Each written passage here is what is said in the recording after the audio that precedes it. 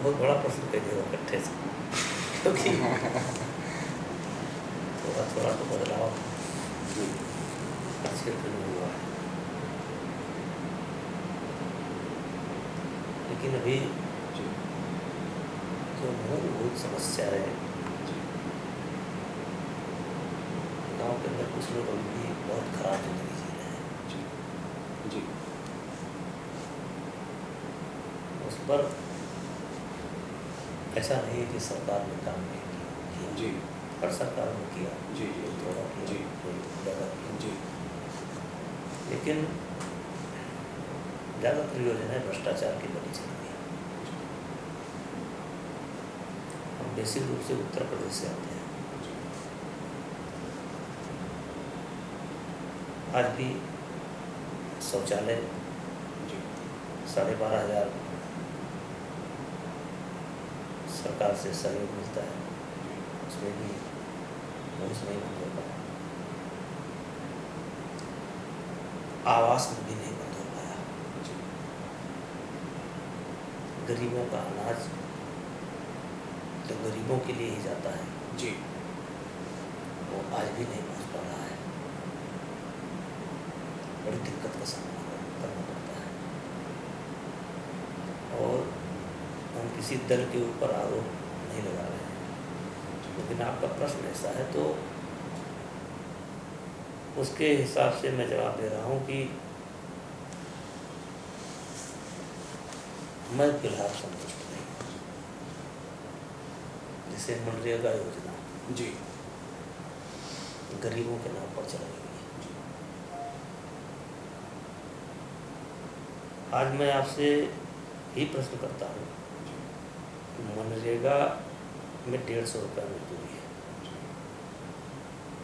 और बाहर 250 मिलता है, तो मनरेगा में काम कौन करेगा? लेकिन अब जैसे वर्तमान में भाजपा की सरकार है, अगर इस योजना से वो छेड़छाड़ करें तो हो जाएगा कि हाँ कि कहेंगे कि ये गरीबों के दुश्मन है। लेकिन सच्चाई ये है कि मनरेगा में इतना बड़ा धन 50,000 करोड़ रुपया जा रहा है, और अगर आप देखें तो ये टोटल दुरुपयोग है, दुरुपयोग, क्योंकि लेबर है ही नहीं। जी अच्छा, अब गांव में एक ऐसी परंपरा बन गई है कि जिनका जॉब कार्ड में नाम है जी वो काम करने को तैयार नहीं है। उनका कहना है कि वो इसमें चलिए पेमेंट पर हम अंगूठा लगाएं, दस्तखत करें और पैसा मुझे आप थोड़ा मुझे दीजिए, थोड़ा आप लीजिए, जी काम करने को कोई तैयार हम नहीं। कुछ और काम करेंगे, वो करते हैं और काम करते हैं और काम करते हैं। जब बाजार में 250 रुपया 300 रुपया जो है उनको मिल रहा है तो 150 में क्यों जाएंगे? जी जी जी जी तो अब क्या बताया जाए। ऐसा ही मुझे दिल्ली में भी एक बंदे ने बताया कि काफ़ी म्यूनिसिपल कॉरपोरेशन के एम्प्लॉय ऐसे भी हैं जो काम नहीं करते हैं, कुछ पैसे दे जाते हैं और उनको देते हैं, कुछ अपने दे देते हैं। नहीं उसी में क्यों, जैसे जी उत्तर प्रदेश में अभी तक जी जैसे अब ये मत कहिएगा कि मैं भाजपा को फेवर कर रहा हूँ, नहीं उसमें पूर्व की सरकार में जी और बिल्कुल मैं जी दल से जी ऊपर उठ करके जी बात कर रहा हूँ, जी जी पढ़ाने न जाना पड़े जी इसके लिए वो पैसा देते थे। जी और पोस्टिंग का जैसे एक टीचर की पोस्टिंग का 50,000 60,000 70,000 कि हमको थोड़ा हाजिरी मारने में भी अगर 15-20 दिन में जाना पड़े थोड़ा निकट का होना चाहिए, जी जी उसके बाद 5,000 10,000 रुपये महीना वो दे देते हैं जी और पढ़ाने नहीं जाते हैं। कोई तो अपने जगह पर दूसरे आदमी भेज देते हैं कि 2,000 रुपये ले कोई बेरोजगार लड़का पढ़ाया करे। जी तो ये सब भी हम लोगों ने अपनी आँख से देखा है। तो एक और चीज़ ऐसे जो है जी मनरेगा की बात हुई थी, अब जैसे उत्तर प्रदेश के अंदर जी एक बहुत बड़ी तादाद में सफाई कर्मचारी करते हैं, जी ये शायद मायावती जी की जी योजना थी, और उसमें सफाई कर्मचारी में पढ़े लिखे लड़के भी आ गए और हर जात बिरादरी के लड़के आ गए। जी आप देखिए कि इतनी बड़ी सैलरी जा रही है, कौन सा बच्चा किस गांव में सफाई कर रहा है। अब 2000 रुपया प्रधान को देते हैं, प्रधान की हाजिरी लगा देता है। 15,000, 16,000 या 20,000 जो भी सैलरी हो, मुझे एग्जैक्ट याद नहीं है, लेकिन 2000 रुपया प्रधान, क्योंकि प्रधान को करना पड़ता है, 2000 रुपया प्रधान लेता है, वो लेकर के दे देता है। ये है गाँव ऐसे गाँव। जिनको ज़रूरत है उन तक वो चीज़ पहुँच नहीं पा रही, योजनाओं की जो चीज़ें जिनके लिए बनी है उनको नहीं मिल रही। नहीं, सोच समझ करके तो योजनाएं नहीं बनी ना, नहीं बनी, सोच समझ करके नहीं बनी ना। और अब उस जिस समय इसमें भर्ती हुई, सफाई कर्मचारी की भर्ती हुई, उस समय निष्पक्ष नहीं हुई, 2 लाख रुपया रेट था। तो 2 लाख रुपया रेट दे करके अब एक मानसिकता बदलने की जरूरत है। मानसिकता नहीं बदल रही है, ये मानसिकता नहीं बदल रही है। जैसे किसी भी मामले में मानसिकता नहीं बदल रही है। मानसिकता मतलब उनको दिमाग में है, चलो कोई बात नहीं, हम पढ़े हैं, क्या फायदा है, वो है 20,000 मिलना है, 5,000 दे देना, 15,000 घर बैठे लेना। मानसिकता नहीं बदल रही है। जैसे आप 80 के दशक 80-81 के करीब, तो आप तो मतलब उस समय से तो आपको पूरा याद ही होगा, 75 से भी याद होगा। तो उस समय से 90 के दशक तक या इस पुरानी सदी के आखिर तक आपने क्या मतलब चीज़ें, क्या लोगों में जो राजनीति को छोड़ दें तो समाज के स्तर पे जो लोगों में जो अगर कोई दुखी है या गरीब है तो उसके प्रति जो भावनाएं थी, जो लगाव था, उसमें क्या, उसमें भी कोई कमी दिख रही है? उसमें देखिए, उसमें तो जैसे पहले रिश्तों की ज़्यादा अहमियत थी, समाज की ज़्यादा अहमियत थी जी। अब सब अहमियत घट करके पैसे पर आ गए जी। और इसीलिए रिश्ते भी दरक रहे हैं जी। अब तो हम लोग दिन भर बैठते हैं जी। तो मैं प्रत्येक शनिवार इतवार को जन समस्याओं से रूबरू होता हूँ लगभग 30 साल से। जी। जी। तो पहले जो आते थे कि मेरा गांव के आदमी से झगड़ा है, जी। मेरा अपने घर के बगल के अपने पटीदार से झगड़ा है। जी। अब ज़्यादातर झगड़े आते हैं कि मेरा झगड़ा अपने भाई से है, मेरा झगड़ा अपने चाचा से है, मेरा झगड़ा अपने पिताजी से है। जी। तो ये गांव और पड़ोसी से अब झगड़े घर के आते हैं। जी। तो उसका क्या नाम दिया जाए कि क्यों आते हैं? तो उसका ये है कि आदमी के सामने इतना जो है समस्याएं हैं और पाप और पुण्य, अच्छा और बुरा का मतलब नहीं रह गया, पैसा प्रधान हो गया। और देखिए जैसे बचपन में 2 भाई होते हैं, बड़े भाई को चोट लगती है तो छोटा भाई रोता है, और छोटे भाई को चोट लगती है तो बड़ा भाई रोता है। किसी बड़े भाई के सामने छोटे भाई को कोई मार दे तो बड़ा भाई चिल्लाने लगेगा, दोनों रोते हैं। और आज जब वही बड़े हो जाते हैं तो एक दूसरे के सामने हथियार लेकर के खड़े हैं, हथियार लेकर के खड़े हैं। तो बचपन में इतना प्रेम था, तो बड़े हुए तो वो प्रेम पता नहीं कहाँ गायब हो गया और वो खड़े हैं सामने। आप तो तुलसी के अवधि क्षेत्र से हैं, तो क्यों ये, तो जैसे मैं अवधि भाषा को देखता हूँ, कई लोगों से कहता हूँ कि भाई इसको किसी संस्था ने नहीं रखा है, ये हज़ारों बरस से आ रही है, जिसमें तुलसी ने रामचरितमानस लिखा है। तो अब आपको क्या उनके अवध प्रांत में भी जो इतना बड़ा आदर्श रखा गया रामचरितमानस में, सब कुछ रखा गया, तो वो क्यों खिसकते जा रहा है हमारे लिए? तो कि भाई एक तो अर्थ प्रधान है जी, और दूसरा त्वरित न्याय न मिलना। त्वरित न्याय जी, त्वरित न्याय या त्वरित दंड न मिलना जी जी, कहीं न कहीं बढ़ावा देता है।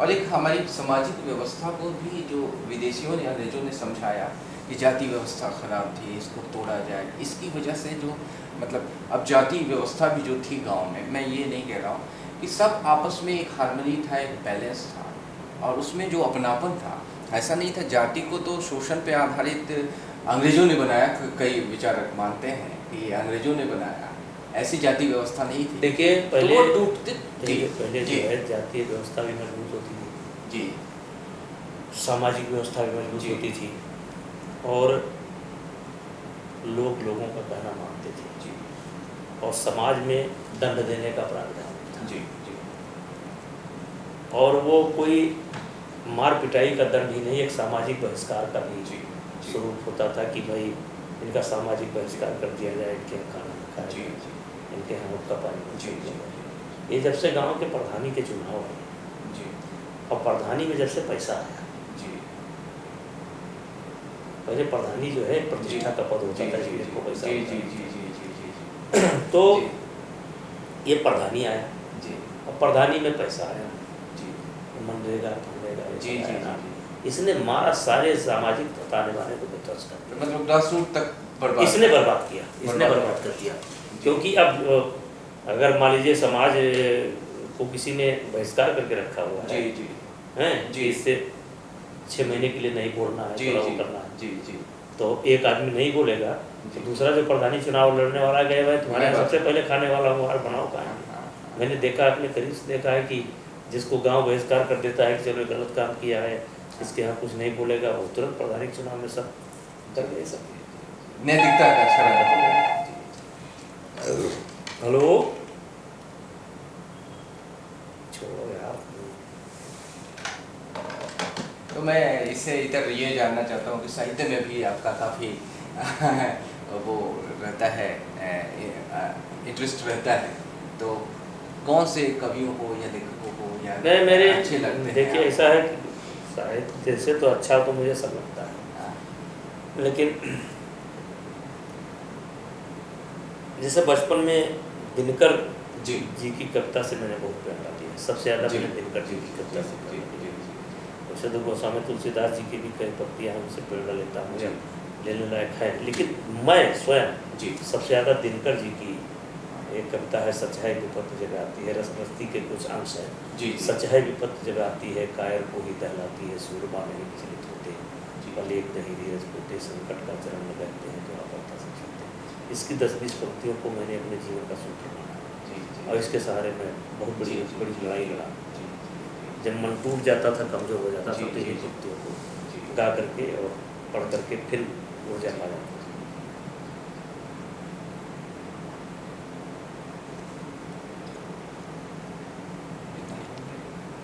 हाँ, और बात आप टाइम हो तो ना ना और बोलिए।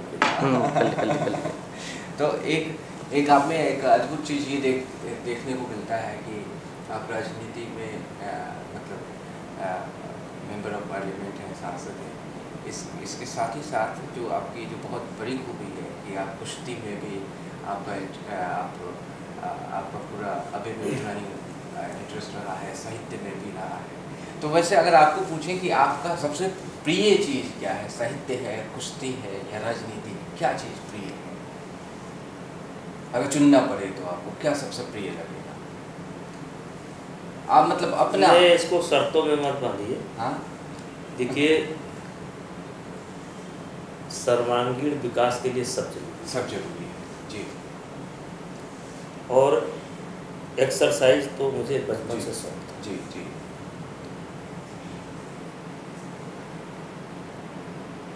और राजनीति में हूँ। जी मैं एक्सरसाइज इस समय भारतीय कुश्ती संघ का अध्यक्ष हूँ। जी जी मैं एक्सरसाइज अपने लिए नहीं करता,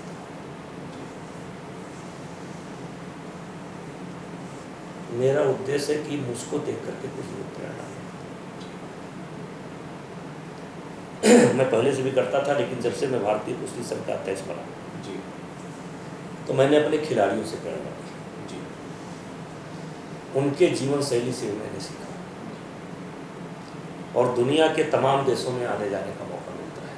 जी मैं जहाँ जाता हूँ कुछ सीखने की कोशिश करता हूँ। स्वास्थ्य की दृष्टि से हमारे देश की हालत होता है।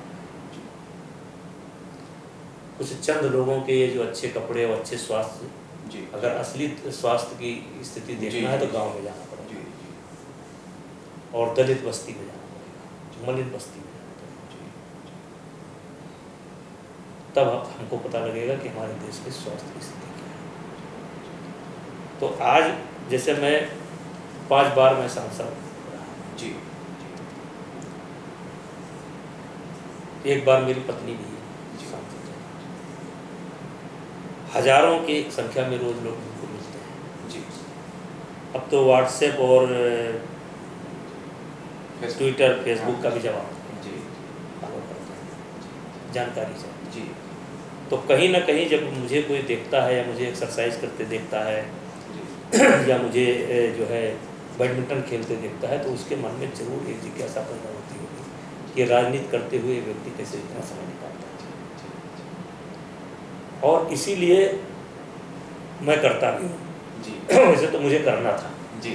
इस बचपन से करता हूँ जी। क्योंकि स्वस्थ होने के कारण मैं आज जिंदा हूँ। जी।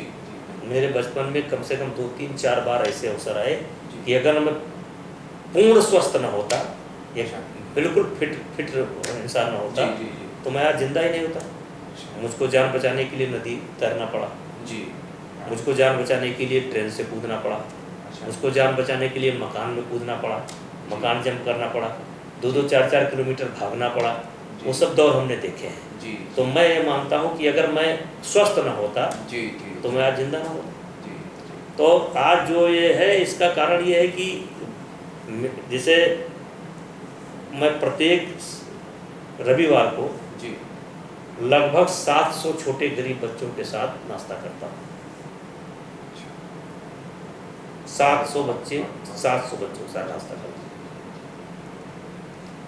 और वो भी एक लंबी कहानी है कि एक दिन मैं वैसे तो मैंने बहुत काम किया तो उसका बहुत कुछ है, लेकिन एक छोटी से एक तरह मैं भारतीय कुश्ती संघ का अध्यक्ष हूँ, लेकिन छोटी सी एक रोज़ मैं जा रहा था मेरे गांव के पहले एक गांव में मैंने देखा कि 2 लड़कियां सड़क पर दौड़ रही, जाड़े का समय और भयानक जाड़ा था। मैंने गाड़ी रोक दिया और मैंने कहा कि इधर आओ। तो बच्चे आए तो मैंने कहा कि तुम रोज़ दौड़ती हो कि आज दौड़ रही हो? उन्होंने कहा कि नेताजी में रोज़ दौड़ती हूँ। मुझे इलाके में नेताजी ही कहते हैं। नेताजी में रोज़ दौड़। तो हमने कहा ये जूता चप्पल पहन कर दौड़ रहे, जूता नहीं है क्या? उन्होंने कहा जूता नहीं है। हमने कहा ये बताओ कि जैसे दौड़ने के पहले कुछ एक्सरसाइज होती है, वार्म अप करना पड़ता है, तन से मन से शरीर को तैयार करना पड़ता है, तो ये कुछ जानकारी है कि नहीं है? नेताजी जानकारी नहीं है। तो हमने कहा कि कहाँ पढ़ती हो? तो उन्होंने बताया कि संयोग से वो मेरे ही स्कूल में पढ़ती है। अच्छा। मेरे गांव के स्कूल में। स्कूल तो बहुत 50-60 स्कूल है, लेकिन गांव वाले स्कूल में वो पढ़ती थी। मैंने दूसरे दिन एक महिला टीचर की ड्यूटी लगाई और भेजा। हमने कहा जा करके पता करो कि कितने ऐसे बच्चे हैं जो रोड दौड़ते हैं जिनके पास जूता नहीं है, चप्पल नहीं है, ट्रैकसूट नहीं है। तो 18 बच्चे मिले। मैंने उनको जूता ट्रैकसूट से मुहैया कराया। फिर एक टीचर की ड्यूटी लगाई कि आप डेली जाओगी। महिला टीचर की ड्यूटी लगाई अपने दूसरे कॉलेज से फिजिकल के कि तुम जाओगी और बच्चों को एक्सरसाइज करना कराना के पूरा सिखाओ। आज मुझे खुशी है कि बढ़कर के संख्या 700 हो गई। 18 बच्चों से 2 बच्चों को मैंने देखा था, 18 से शुरुआत हुई थी। आज आसपास के लगभग 7-8 गांव 10 गांव के बच्चे सवेरे आ जाते हैं और उसमें मुस्लिम, दलित, ब्राह्मण, ठाकुर, बड़ी हर प्रकार की जैसे बेसिक मतलब जो ग्रामीण भारत जो गरीब मतलब आ जाते हैं। तो जितने बच्चे आते हैं वो जैसे रेगुलर होते जाते हैं तो मैं उनको जूता, ट्रैकसूट और ये मुहैया कराता हूँ। यही चर्चा जो आज मैं चर्चा कर रहा था, एक दिन मेरा एक कोच है उससे मैं यहाँ चर्चा कर रहा था कि ऐसा ऐसा है। मैंने उसको कुछ फोटोग्राफ दिखाई। उसने कहा नेताजी ये तो बड़े गरीब परिवार के बच्चे हैं। कहा तो कहीं इनको अच्छी डाइट नहीं मिलती। उनका नहीं मिलती है। तो कहा कि उनको डाइट क्या व्यवस्था हो सकती है? हमने कहा रोज़ तो नहीं हो सकती, 2-4-10 हो सकती है। वैसे भी मैं कुश्ती की अकेडमी चलाता हूँ, 100-150 बच्चे रहते हैं, उनको डाइट देता हूँ। तो हमने कहा ये तो नहीं हो सकता है। तो अंतोगत्वा सलाह मशवरा करने के बाद ये तय हुआ कि इनको एक दिन अच्छा नाश्ता दिया जाए। तो मैं प्रत्येक संडे को जब रहता हूँ तो उनको मैंने अपने घर में भी अपना एक स्टेडियम बना रखा है जहाँ मैं खेलता कूदता हूँ। तो उस दिन संडे के दिन उन बच्चों को बुलवा लेता हूँ, थोड़ा देर मेरे साथ खेलते उठते हैं, कुछ भी जो मेरे समझ में आया अच्छा बुरा उनको बताता हूँ कि नाखून काट डालो, सफाई कर डालो, जो मेरे समझ में आता बताता हूँ। और फिर वो बच्चे उनके साथ नाश्ता करता हूँ, दरिया, चना, सेव। तो ये प्रत्येक रविवार को ये हमारा चलता है और काफ़ी दिनों में चलता है। कुछ बच्चे जुड़ते रहते हैं, कुछ आते रहते हैं, कुछ जाते रहते हैं, लेकिन 700-800 की संख्या रहती है। तो ये मेरा मतलब जैसे प्रश्न ये उठाता, तो ये सब काम जैसे आप जैसे कोई आता है, मैच खेल रहा हूँ, अब 200 आदमी 300 आदमी मिलने के लिए आ गए, और उसमें कोई नई उम्र के भी बच्चे हैं, तो वो देखते हैं, कोई कहता है अरे यार नेताजी को देखो, यार देखो नेताजी के गांव के बच्चे देखो तुम क्या करो, तो ये देखी देखा पाप, देखी देखा पुण्य, तो एक माहौल बनता है। आज हरियाणा देख लीजिए, हरियाणा जो है सिरमौर हो गए, आज जो है 63 मेडल कॉमनवेल्थ में आए थे, 63 में 34 मेडल केवल हरियाणा के हैं। 80 MP उत्तर प्रदेश से जीत करके आते हैं, 10 MP यहाँ से जीत करके आते हैं, लेकिन पूरे देश का मेडल 63 में 34 मेडल केवल हरियाणा के हैं। तो हम पूरा दुनिया नहीं कर सकते, लेकिन ये जो हम लोग करते हैं इसके पीछे एक उद्देश्य है कि इससे कुछ अगर हमसे कुछ सीखें, और इसलिए आज जो है मतलब आप हमारे सामने बात कर रहे हैं, 60 साल के ऊपर हैं, 60 साल 3 महीना हो गए, और अभी मैं जिम से आया हूँ, आपके सामने बैठा हूँ, अभी मैं अंदर नहीं गया हूँ, और 6:30 बजे मैं गया और लोगों से मिल रहा हूँ, अखबार पढ़ रहा हूँ, आपसे बात कर रहा हूँ। लेकिन इसके पीछे एक उद्देश्य है, उद्देश्य ये नहीं है, स्वस्थ रहना तो हमारा उद्देश्य है, लेकिन इसी बहाने शिक्षा देना हमारा उद्देश्य है कि लोग प्रेरणा लें, और हम ऐसे कोई 2 को देगा 4 को देगा। आज हरियाणा में इतने खिलाड़ी पैदा हुए तो किसकी देन है? वो पुराने खिलाड़ियों की है, संस्कृति को आगे बढ़ाना। हाँ, नहीं पुराने खिलाड़ी हैं, वो खेले, उसके बाद वो रिटायर हुए, रिटायर होने के बाद जैसे योगेश्वर दत्त एकेडमी खोले हैं, अभी कुश्ती की एकेडमी खोले हैं, आज 200 बच्चे उनके एकेडमी में हैं, 200, अभी 2 महीना नहीं हुआ खोले, 200 बच्चे पहुँच गए। तो ये पुराने खिलाड़ी, पुराने वो अब घर बैठ जाते तो क्या मतलब। योगेश्वर दत्त एक दिन आए तो मैंने उनको बताया, वो बातचीत चली, हमने कहा नहीं अब तो तुम्हारी पहचान अभी तक पहलवान के रूप में थी, अब तुम्हारी पहचान गुरु के रूप में करनी चाहिए। और उसने खोला, 200 बच्चे हैं। तो जब तक समाज नहीं लगेगा, केवल सरकार के भरोसे बैठे रहेंगे तो कुछ नहीं होता। तो हम लोग हर काम हम अच्छा करेंगे तब भी समाज पर जाएगा, बुरा करेंगे तब भी समाज पर जाएगा। तो हम लेंगे तो राष्ट्रव्यापी चेहरा हम नहीं हैं, लेकिन मैं अपने 10 जिले का चेहरा हूँ। हाँ, देवी पाटन मंडल, फैजाबाद मंडल, बस्ती मंडल, 10-15 जिले का चेहरा हूँ। वहाँ एक बच्चा मुझको जानता है, एक बच्चा जानता है, और मैं वहाँ का मॉडल हूँ। तो अगर मॉडल हूँ तो मुझे उससे ज़िंदगी जीनी पड़ेगी जिससे वो कुछ सीखें। आपका अनुकरण करके वो भी सीखे। हमने भी सीखा है, किसी से सीखा है, आज भी सीखता हूँ। जैसे मैं कह सकता हूँ कि 5 साल पहले मैं इतना फिजिकली फिट नहीं था। अच्छा, बिल्कुल नहीं था। जब से मैं राष्ट्रीय कुश्ती का राष्ट्रीय अध्यक्ष हो गया, बहुत ज़्यादा फिजिकली फिट हूँ मैं तो, मतलब कितना ज़्यादा फिट हूँ, अब कोई मैदान में आवे तो पता चलेगा। एक मैं YouTube पे देख रहा था, तो उन्होंने सत्य लिखा था, मुझे ज़्यादा नहीं है, कि आपने क्या हाल फिलहाल में भी किसी खिलाड़ी को हराया है? अभी सांसद रहते हुए भी ऐसी कुश्ती की है क्या? हाँ, श्रीलंका के खिलाड़ी आए थे जी। अभी मैंने जो है, चूँकि मैं एशिया का प्रेसिडेंट था जी, साउथ एशिया का प्रेसिडेंट बना, तो मैंने श्रीलंका, बांग्लादेश और नेपाल, भूटान, इन सबसे कहा था कि कुश्ती के डेवलपमेंट के लिए आप अपने बच्चे भेजो, मैं इनके खाने पीने की व्यवस्था करूँगा रहने के लिए। तो बांग्लादेश वाले तो, नेपाल के तो 15-20 बच्चे रहते हैं, और बांग्लादेश वाले उन्होंने 3 साल का वीज़ा मांग लिया था, तो उनको वीज़ा नहीं मिला, उनकी टीम आने वाली है, लेकिन श्रीलंका की टीम आई थी। तो वही जो बच्चे छोटे बैठे थे ना, गाँव वाले, जो मैं जिस कार्यक्रम की बात कर रहा था, बच्चे बैठे थे, तो वही हम भी शौक थोड़ा सा हो जाता है, मन नहीं मानता है। अच्छा, एक और चीज़ मैं जानना चाह रहा था कि जैसे ये कुश्ती है अपना देश का खेल है, अब यहाँ पे जो बच्चे हैं दिल्ली जैसे शहर में, तो वो ज़्यादातर ताइक्वांडो, कराटे, जो इस देश के नहीं हैं, उनके मैं भी एक समय में मुझे भी मार्शल आर्ट सीखने का मन था, तो मैं पूछते रहा कि कहाँ कुश्ती सीखूं। तो कुश्ती की उतनी पॉपुलैरिटी नहीं यहाँ, जूडो इसकी ज़्यादा है। तो क्या आप हाल के वर्षों में क्या कुश्ती की पॉपुलैरिटी बढ़ रही है? नहीं, देखिए ऐसा है कि क्योंकि तो अब मैं लंबा इतिहास कहूँगा तो ये भगवान कृष्ण से लेकर के जी, और जिस गोस्वामी तुलसीदास जी की बात कर रहे हैं, मल्ल युद्ध बाली सुग्रीव के बीच में हुआ था, और चाहे अंग्रेजों का शासन रहा हो, चाहे मुगलों का रहा हो, चाहे सिंध घाटी सभ्यता रही, कुश्ती रही। हम तो, हमारा ये मानना है ये कुश्ती खेल नहीं है, ये नेचुरल खेल है, इसको किसी ने बनाया नहीं है, ये ईश्वर प्रदत्त खेल है, नेचुरल है। क्योंकि 2 बच्चों को छोड़ दीजिए वो लड़ने लगेंगे, 2 सांप छोड़ दीजिए वो लड़ने लगेंगे, 2 खसी छोड़ दीजिए वो लड़ने लगेंगे, भैंसा छोड़ दीजिए वो लड़ने लगेंगे। तो इस खेल को किसी ने बनाया नहीं, बहुत लोकप्रिय खेल है, उसकी लोकप्रियता पर हम लोग बहस नहीं करना चाहते। लेकिन जहाँ तक कुश्ती की लोकप्रियता भारत के अंदर है, सुशील कुमार योगेश्वर दत्त का जब ओलंपिक में मेडल आया उसके बाद कुश्ती की लोकप्रियता बहुत बढ़ गई और साक्षी मलिक का मेडल आया। तो आज जिन एकेडमी में जहाँ अच्छी संख्या है, जिन एकेडमी में 20 बच्चे होते थे वहाँ 200 बच्चे हैं, 250 बच्चे, इनकी संख्या बहुत बढ़ गई है। अब पहले इतने हमारे पास संसाधन नहीं थे, जैसे मैट पर कुश्ती होती नहीं थे, अब हमने मैट देना शुरू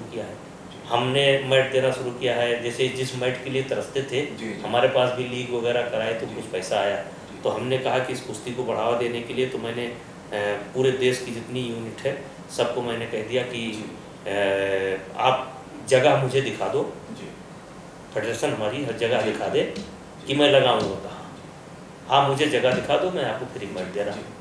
अब तक 7-8 मैट जा चुके हैं और लगातार वो आ रही है और हमारा आदमी जाता है, सर्वे करता है, सर्वे करने के बाद जो है केवल हम जगह देखते हैं, अपनी यूनिट को फ्री मैट दे रहे हैं। तो कुश्ती की लोकप्रियता बहुत बढ़ी है और जहाँ 10 बच्चे होते थे, 20 बच्चे होते थे, वहाँ 200। और सबसे बड़ा ये है कि अब अच्छे परिवार के बच्चे शुरू हो गए और लड़कियाँ बहुत तेज़ी से आई हैं। साक्षी मलिक के मेडल के बाद लड़कियाँ बहुत अच्छी तेज़ी से आई हैं।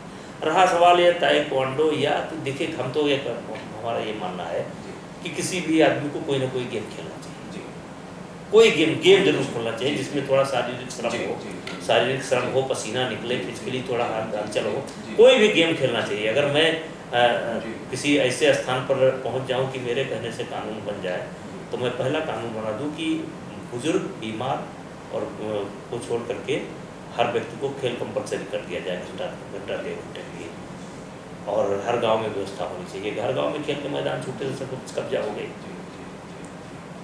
नहीं, अब पहले मुझे लगता है पहले अगर खेल नहीं भी करते थे, हमारे शहर के एक छपरा शहर के थे तो काफ़ी मेहनत करते थे, बाद में वो MLA भी हुए, तो वो जो बोरे वगैरह उठाते थे तो उस उठाने में भी आपका शरीर का एक्सरसाइज हो जा रहा था। तो अब जो हम कार्य से भी टूट गए हैं तो इस समय तो कुश्ती और ये खेल का बहुत, देखिए ऐसा है ना, जैसे पहले सब्जी खरीदना हो तो 5 किलोमीटर पैदल चलना पड़ता था, अब वो सब छूट गया, अब वो खत्म हो गया, मोटरसाइकिल आ गया, वो आ गया। तो फिजिकल गतिविधि हमारी कम हो गई। पहले जैसे शौच के लिए जाना पड़ता हो तो 1 किलोमीटर जाना पड़ता था, फिर पानी, तो अब वो जीवन शैली बदल गई, उस जीवन शैली का असर पड़ा है। तो अब जैसे जितना आज कोई व्यक्ति मॉर्निंग वॉक करता है, जितना कोई व्यक्ति मॉर्निंग वॉक करता है, उतना तो शौचालय के लिए जाते थे लोग, मॉर्निंग वॉक उनका हो जाता था, तो शौचालय के लिए जाते थे, साइकिल से जाते, पैदल जाते थे। और जैसे बचपन में हम ही लोग जूनियर हाई स्कूल तक जहाँ पढ़ाई करने जाते थे, हमारे गांव से 5.5 किलोमीटर पड़ता था, 5.5 किलोमीटर पैदल जाते थे, 5.5 किलोमीटर पैदल आते थे, दौड़ते हुए, उसमें कंपटीशन लग जाता था, दौड़ते हुए किस्सा कहानी कहते हुए कौन कितना तेज चला, तो 11 किलोमीटर हो गया भैया। अब 11 किलोमीटर हर बच्चा करता था, और यही नहीं है, उस हमारे पीछे से गाँव से भी आते थे, कुछ लोगों के तो 15 किलोमीटर एक तरफ से हो जाते थे जी। और लाल बहादुर शास्त्री जी के बारे में बताया गया कि वो गंगा पार करके आते थे। तो ये फिजिकल गतिविधि कम हो गई, आधुनिक संसाधन जब से हुए, मोटरसाइकिल आ गई, ये आ गए, वो आ गए, तो ये तो उसका असर पड़ा है स्वास्थ्य। तो इसका इस संदर्भ में तो ज़्यादा कुश्ती ज़्यादा प्रासंगिक है, आपने को स्वस्थ रखने के लिए खेल कूद ज़्यादा प्रासंगिक देखिए होना चाहिए। देखिए ऐसा है ना कि जैसे कुश्ती जो ये बच्चे लड़ रहे हैं, ये टारगेट से लड़ रहे हैं। पहले क्या था हमारा,